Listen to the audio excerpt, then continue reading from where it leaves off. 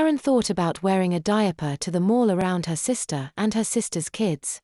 But she wasn't comfortable with that idea.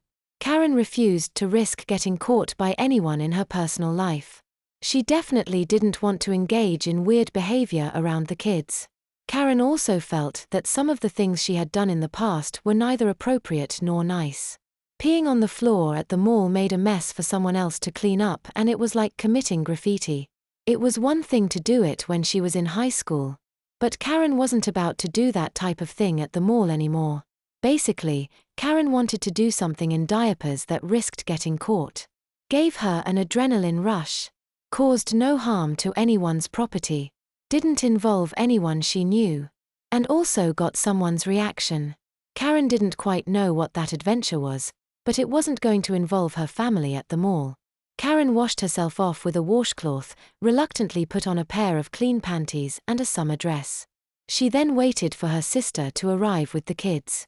Even though Karen didn't want to wet herself in front of the kids or wear a diaper, Karen did feel a strange desire to do something naughty in front of her sister Kathy.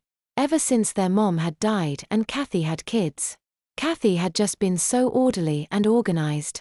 Karen pictured herself wetting her pants in front of Kathy. Maybe, she thought. I'd just love to see her reaction. 3 years ago on a trip to San Francisco with her sister, Karen and Kathy had lunch, took the boat out to explore Alcatraz, explored Alcatraz, and were headed back to the pier. There was a bathroom on the boat.